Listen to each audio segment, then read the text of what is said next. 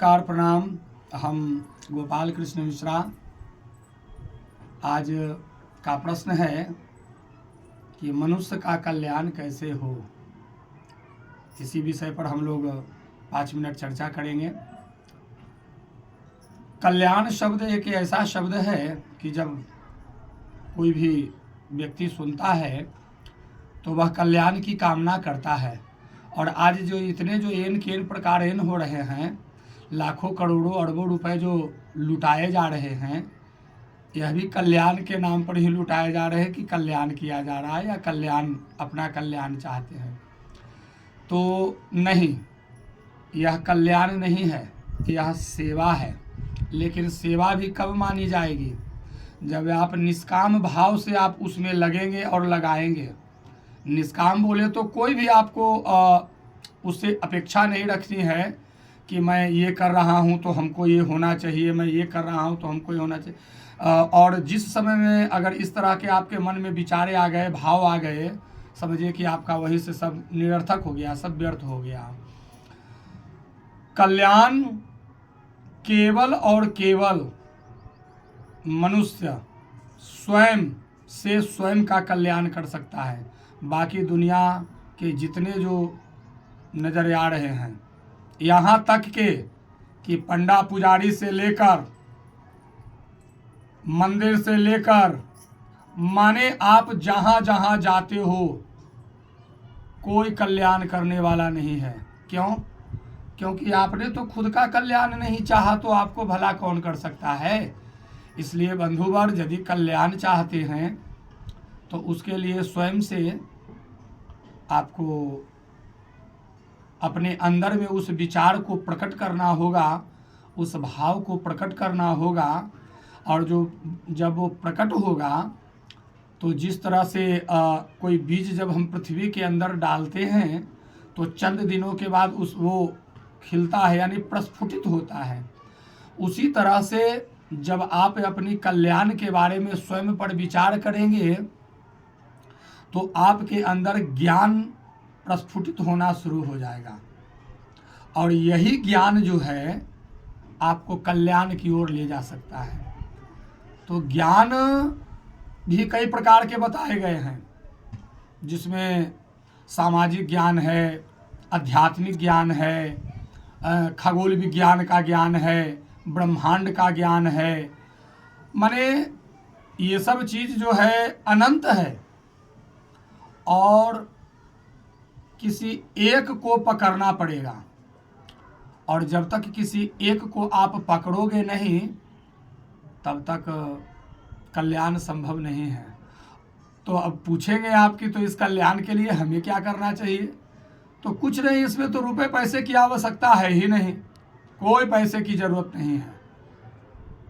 केवल आप अपनी बुद्धि में बदलाव लाइए, सात्विकता अपने आचरण में लाइए, अपने खान पान में लाइए।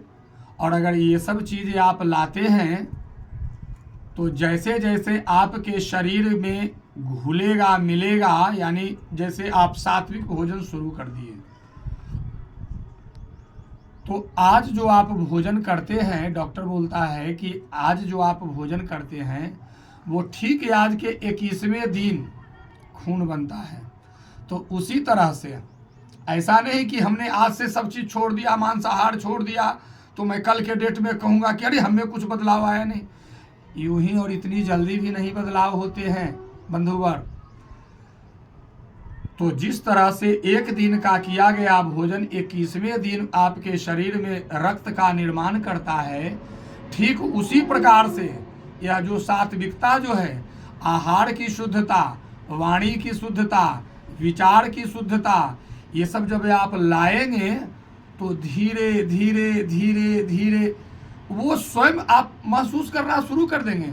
आप में परिवर्तन आने शुरू हो जाएंगे बंधुवर, आप में परिवर्तन आने शुरू हो जाएंगे। इसके लिए कोई मंदिर में जाकर घंटा बजाने की आवश्यकता नहीं है। ये लाल कपड़ा पहन कर करके या दाढ़ी बाल बढ़ा कर करके भी रहने की आवश्यकता नहीं है। आप जहाँ हो, अपने घर परिवार के बीच में ही हो, रहो। जिस काम को कर रहे हो आप उस काम को भी करते रहो। बस ज़रूरत है केवल अपने विचारों को बदलने की।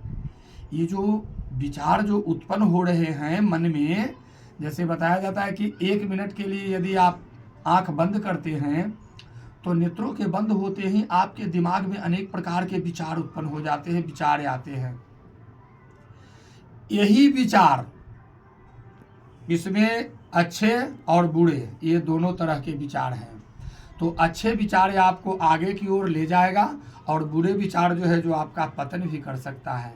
इतिहास गवाह है, हमारे वेद शास्त्र पुराण उपनिषद कथाएं कहानियाँ ये गवाह है कि विचारों की अशुद्धता के वजह से रावण का विनाश हुआ, विचारों की अशुद्धता के वजह से महाभारत का युद्ध हुआ। ये सब है ना, प्रमाण है ना। और विचारों की शुद्धता से शबरी को राम मिल गए, अहिल्या को राम मिल गए, केवट को राम मिल गए, अधम से अधम जिसको गिद्ध कहते हैं, और वह गिद्ध भी कैसा, उसको अधम माना गया है कि वह सड़े हुए लाश को, सड़े हुए मांस को खाता है, ताजा मांस नहीं खाता, वह सड़े हुए मांस को खाता है। उसकी भी उन्होंने सदगति दी। तो फिर हमारी और आपकी क्यों नहीं हो सकती है? लेकिन कब होगी? जब हम अपने विचारों में शुद्धता को रखेंगे तब होगी। अब विचार में शुद्धता के लिए हमें क्या करना होगा?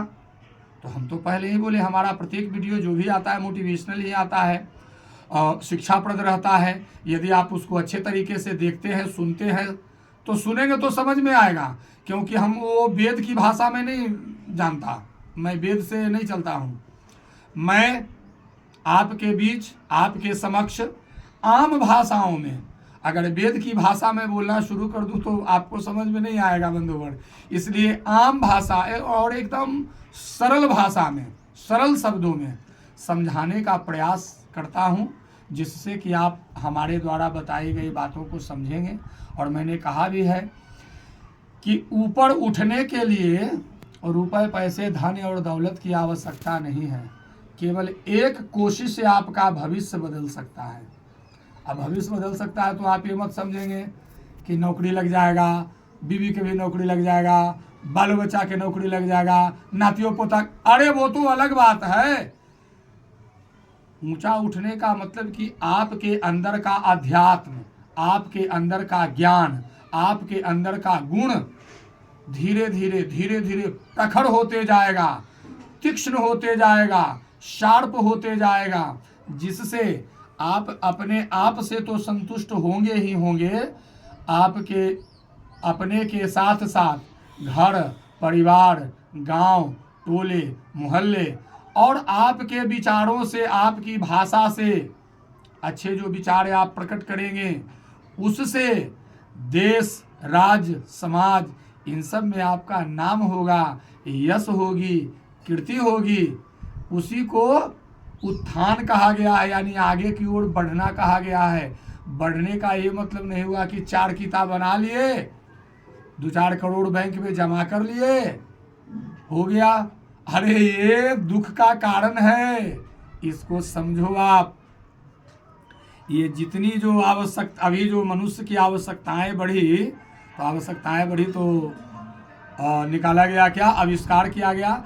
और ये आविष्कार हम लोगों के जीवन को तो सुलभ बना ही रहा है, लेकिन सुलभ के साथ साथ बहुत परेशानी में भी डाल रहा है, और इन्हीं सब के चलते लोग परेशान होते हैं। तो बंधुवर, हमें ज़्यादा कुछ करने की आवश्यकता नहीं, बस केवल और केवल निरंतर परमात्मा का सुमिरन करते रहें, भजन करते रहें, चिंतन करते रहें। यानी सोचना भी है तो भगवान के बारे में सोचिए, भजन भी करना है तो भगवान के बारे में ही भजन करेंगे, नाम भी जप करना है तो भगवान का ही नाम जप करेंगे। अगर आपके पास समय है, मौका मिलता है, आप 1 माला रोज जपिए, भगवान का नाम लीजिए। ये हो गई, यही रास्ता है। इस रास्ता के अलावा दूसरा कोई विकल्प नहीं।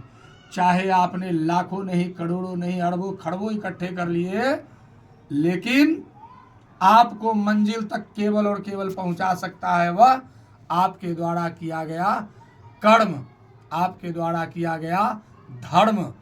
समझ गए? तो इन बातों पर हमें समझना है और बिना पैसे का, एकदम फोकट का भगवान तक पहुंचने का रास्ता यही है। क्या रास्ता है?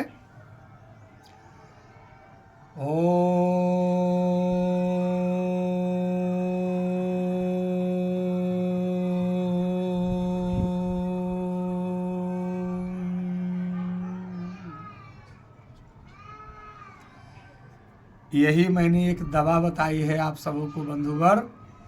इस दवा को आप पी लें और इसी दवा के डोज से आपके शरीर की सारी आधी व्याधि भी दूर हो जाएंगे और जितने जो नकारात्मकता ने जो घेर रखा है ना, वो नकारात्मकता भी दूर हो जाएंगे। क्योंकि जहाँ भगवान नाम का सुमिरन होगा, जिस शरीर पर भगवान का नाम का चिंतन होना शुरू हो जाएगा, मैं दावे के साथ कहता हूँ कि उस शरीर से, उसके आसपास से जितनी जो निगेटिव पावर है, यानी नकारात्मक शक्तियाँ, ऊर्जे, ये सब बिना कहे सुने वो दूर भागेंगे। कैसे? जैसे पुलिस को देखकर चोर भागता है, उसी तरह से भगवान का नाम जो है, जो पुलिस है, सिपाही है, किसके लिए? अधर्मी के लिए, अन्यायी के लिए। क्योंकि अन्यायी लोगों, जो अधर्मी जो होते हैं, जो पापी होते हैं, जो दुष्ट आत्मा होते हैं, उनको भगवान के नाम स्मरण जब कीजिएगा, सुमरण कीजिएगा, बोलिएगा, तो वो कान बंद कर लेगा। वो ढूंढेगा कि कहीं ऐसी जगह जाऊं जहां आवाज न पहुंचे। मृत्यु हो गई उसकी उसी तरह की। और जो सज्जन पुरुष हैं वो आपके साथ आ जाएंगे, लग भिड़ करके वो भी भगवान नाम का स्मरण करना शुरू कर देंगे। तो भैया इन बातों को समझना है और हमारी कही गई जो बातें आपको कैसे लगते हैं, इस बारे में आप हमें कमेंट्स के द्वारा समय समय पर बताते भी रहते हैं। और मैं चाहूँगा कि आप हमारे चैनल से जो भाई बहन बंधुवर जो न जुड़े हैं वो जुड़ जाएं। यूट्यूब में जाकर गोपाल कृष्ण मिश्रा टाइप करेंगे, उसमें आएगा हमारा चैनल, आप उसे सब्सक्राइब करें और बेल आइकन को दबाएं और उस पर आने वाले जो भी कार्यक्रम होते हैं, क्योंकि हमारा उद्देश्य ही यही है, विश्व का कल्याण हो। अब आप कहिएगा कि तो विश्व का तो कल्याण बहुत सारे लोग करने निकले हैं, भैया हम उसमें से नहीं हैं, हमको उतना दूर तक नहीं जाना है। मैं आपके बीच का हूँ, मैं चाहता हूँ कि आपके बीच रहते हुए में ही कुछ हमारा भी भला हो, कुछ आपका भी भला हो, और ऐसे ही करते करते उस परमपिता परमात्मा की शरण में सदा सदा के लिए चले जाएं। ठीक है, इन्हीं सब बातों के साथ, शब्दों के साथ मैं अपनी वाणी को विराम देता हूं और फिर मिलते हैं एक अगले अंक में। उसमें भी कुछ अच्छे विषय रहेंगे, शीर्षक रहेंगे और उस बारे में हम बात करेंगे। तब तक के लिए जय सिया राम।